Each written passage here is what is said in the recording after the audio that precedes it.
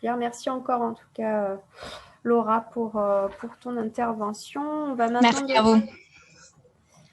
On va maintenant donner la parole à Nicolas Siard du syndicat intercommunautaire Rivière-Calavon-Coulon. Donc Nicolas est chargé de mission hydromorphologie et animateur du contrat de rivière. Et il va intervenir sur le sujet de l'intégration de budget dédié à la collecte des déchets dans le cadre de vos travaux, des travaux d'entretien des milieux naturels. Et donc en écho à la question que nous vous avions posée lors de l'enquête, à savoir est-ce que vous aviez dans vos marchés publics une ligne budgétaire dédiée à la collecte et à la gestion des déchets lors des opérations d'entretien et de restauration des milieux naturels et aquatiques. Et vous avez été 30% à répondre par la positive. Nicolas, on va te laisser la main sur le déroulé. Si ça ne fonctionne pas, on passera les diapos. Bonjour, en termes de son, c'est bon déjà? Oui, on t'entend très bien. Nickel. Donc du coup, ok. Ouais, ça fonctionne, super. Bon, bonjour à tous. Donc en fait, moi je vais vous faire un rapide retour d'expérience sur un problème qu'on a eu sur notre cours d'eau là, donc le Calavon-Coulon, qui est un cours d'eau qui va de Banon à la Durance au niveau de Cavaillon. Donc en fait, juste un rappel du contexte, on a un contrat de rivière qui va jusqu'en 2021, dans lequel on a un projet de restauration hydromorphologique sur un site donc dit site de la Pérussière au niveau du Pont Julien sur la commune de Beaugneux. C'est un projet un peu pilote dans le coin. Sur ce site, il faut savoir que historiquement, c'était un site d'apport de plastique, un site d'apport volontaire de plastique agricole dans les années 70. Dans le cadre d'une filière qu'avait mis en place le PNR du Luberon. Et en fait, lorsque cette filière de retraitement des plastiques agricoles s'est interrompue, s'est arrêtée, les apports ont continué. Tant bien même qu'en fait, en 94, lors de la grosse crue de 94, on a eu un important stock de plastique qui a été mis à jour sur ce secteur-là. Du coup, donc ça avait à ce moment-là, il y avait des actions de ramassage manuel qui avaient été mises en place. Bon, j'étais pas là à l'époque, mais sur la base de ce constat, lorsque le contrat de rivière a été élaboré et que cette action de restauration morpho a été définie, on a prévu au budget une action de ramassage des déchets. Il faut savoir que l'estimation financière à l'époque, elle avait été faite d'une manière très grossière, quoi. Voilà ce qui en est pour le contexte. Donc cette étude-là de ce projet de restauration morpho, il a démarré il y a 2 ans maintenant. Et dans le cadre de ce projet, on a dû faire des sondages granulos pour connaître la granulo du site. Et donc on a fait plusieurs sondages. Là, vous les voyez en point bleu sur l'orthophoto. Et quand on a fait ces sondages, on n'est pas tombé sur des stocks importants de plastique. C'était plutôt favorable pour la suite. Si ce n'est que, là, visiblement, il y a une erreur d'affichage sur mon PowerPoint, mais c'est pas grave. Si ce n'est que donc en 2019, on a eu 3 crues autant exceptionnelles par leur occurrence que par leur succession, qui ont mis à jour un stock assez important de déchets. Donc, vous l'avez bien compris, on s'y attendait pas, puisque les sondages qu'on avait faits étaient plutôt vides de plastique. Donc, en fait, toutes les érosions de berge qui ont été faites ont mis à jour un gros stock de plastique, comme on peut voir sur les photos. Du coup, il y a on s'est concerté avec le PNR du Luberon pour définir une double intervention. Tout d'abord, un traitement de la berge, traiter le stock de matériaux pour purger la berge et donc stopper la source d'émissions de plastique. Et parallèlement, suite à cela, il y avait une action de communication, sensibilisation qui devait être menée par le parc du Luberon sur ce site-là. Donc c'était du ramassage manuel de tout ce qui était par contre plastique qui était, on va dire, aérien, quoi, tout ce qui avait été mis à jour par la crue. Donc le Covid et le confinement sont passés par là, ce qui fait que l'action de communication du parc, c'était une journée de ramassage a pas pu être faite. Mais par contre, le traitement des plastiques dans la berge enfouie par le cirque a pu se dérouler. Donc, ce que moi j'aurais envie de retenir si j'étais syndicat de rivière, si j'étais gestionnaire et que je devais faire ce travail-là, c'est que les principales difficultés qu'on a eues reposent dans 3 points là, donc sont le mode opératoire, l'estimation des quantités et du coût. Donc, pour ce qui est du mode éparatoire, moi personnellement, j'avais jamais fait ça et on savait pas trop comment s'y prendre. Bon, il s'avère qu'en fait, on a fait de l'excavation à la pelle mécanique à la pince, quoi, tout simplement. Et la consigne qu'on avait demandé au conducteur d'engin, c'était d'évacuer les plastiques tant qu'il en trouverait, quoi. Donc, vous pouvez voir à la un état final, quoi. On voit qu'on n'a plus rien dans la berge sur les 3 loupes de plastique qui avaient été identifiées. Et ensuite, donc, tous ces plastiques ont été excavés, mis en benne et évacués vers une filière de traitement. Le deuxième point, c'est l'évaluation des quantités, parce que là, vous pouvez le voir sur l'ortho. Les points bleus, c'est les sondages qu'on a fait. Et les points violets, c'est les hotspots de plastique qui ont été mis à jour. Donc, vous pouvez voir qu'en fait, on est à même pas 10 mètres pour un point, on a 8 mètres des sondages qui a été fait. Donc, en fait, tout ça pour dire que même si on va faire des sondages à l'avance et qu'on trouve rien, bah, ça veut rien dire. C'est tellement, ça peut être tellement concentré que là, on est passé à côté, quoi.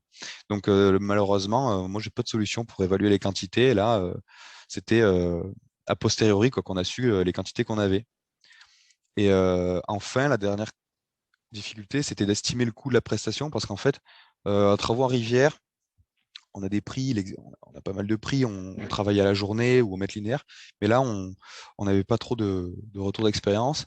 Donc en fait, il y a eu 2 postes. Il y a eu le travail de l'appel mécanique, là, dans ce que j'ai appelé engin. C'était un coût journalier. Euh, donc là, ça a duré 2 journées. Ça, c'est des prix qu'on a qui sont connus, quoi. Et les déchets, ben ça dépend de la filière de traitement. C'est assez onéreux. On était à 250 € la tonne, je crois. Donc, en fait, nous, on avait une enveloppe budgétaire qui nous restait sur un reliquat de nos travaux d'entretien. Et donc, il nous restait un peu plus que ce qu'on a utilisé, mais tout bêtement, on ne pouvait pas aller plus loin que ça, quoi. Donc, il s'avère qu'on a pu retirer 8,5 tonnes de plastique. Au passage, on en a profité pour retirer les déchets classiques qu'on trouve en rivière, donc les poteaux téléphoniques, les machines à laver, etc. Mais en plastique, on était à 8,5 tonnes. Et c'est un budget qu'on a pris sur notre plan pluriannuel d'entretien. Voilà, tout simplement. Donc là, c'est des interventions ponctuelles massives où on est venu amputer le budget travaux d'entretien. Et après, pour les déchets un peu plus classiques qu'on peut trouver tout au long des berges, on a une partie qui est allouée dans notre programme d'entretien sur l'année. Voilà. Donc, ben, moi, j'en ai terminé sur cette petite présentation. Oui, merci beaucoup Nicolas pour ta présentation.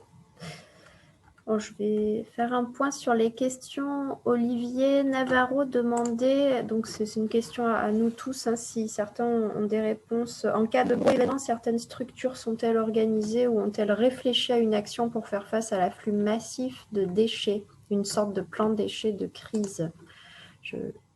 Si certains veulent intervenir, Nicolas, je ne sais pas si tu veux répondre partie. Non, nous enfin dans notre cas, ça c'était vraiment un point très spécifique sur le Calavon, une zone de dépôt de déchets de plastique agricole. C'est vraiment quelque chose de très localisé. Sinon, on est plus sur des déchets diffus tels qu'on peut le voir habituellement. Donc, pour l'instant, on n'a pas de gestion organisée, par exemple avec le PNR du Luberon encore. C'est vrai que c'était suite aux dernières crues, notamment sur le fleuve Var, dans le 06, on avait été sollicité dans le cadre du RGMA, donc avec Corinne, ma collègue, par le SMIAG, hein,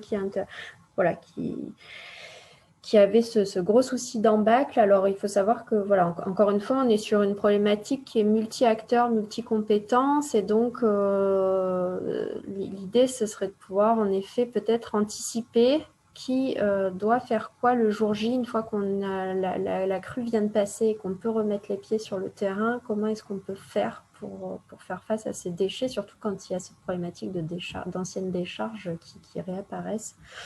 Voilà, l'enjeu, c'est surtout c'est surtout de pouvoir le collecter avant qu'il y ait une nouvelle crue et que là, tout parte, comme d'habitude, sur notre littoral et à la mer.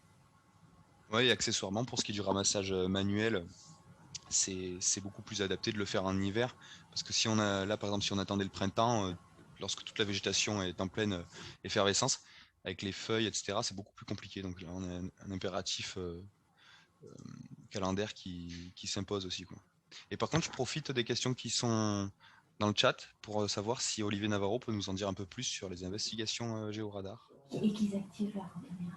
Olivier, si tu veux activer ta caméra, n'hésite pas, comme ça.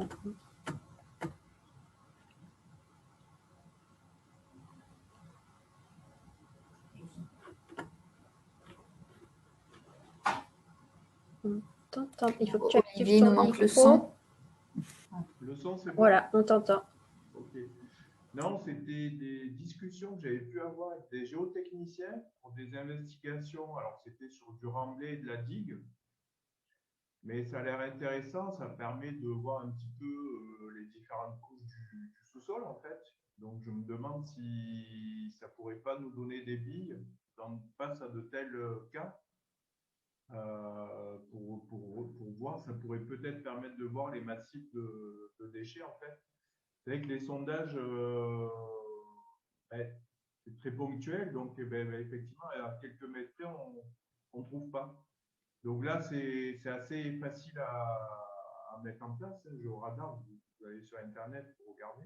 C'est pas forcément très cher non plus parce que ça se fait assez vite. C'est sur roulette en fait. Alors je ne sais plus quelle zone ça utilise, mais voilà, ça permet d'avoir un peu comme la géophysique en fait, une stratigraphie du sous-sol jusqu'à quelques mètres. Donc ça pourrait peut-être permettre de balayer une zone et de voir un petit peu, d'avoir une cartographie du sous-sol en fait. Merci Olivier. C'est vrai qu'on voit à nouveau là l'enjeu numéro 1 de caractériser, d'identifier en fait, hein, pour après pouvoir mettre en œuvre des outils adaptés. Alors, je ne sais pas si la région veut intervenir, mais il me semble qu'il y avait un travail de l'État en cours sur ce vaste sujet des anciennes décharges qui peuvent réapparaître par temps de crue.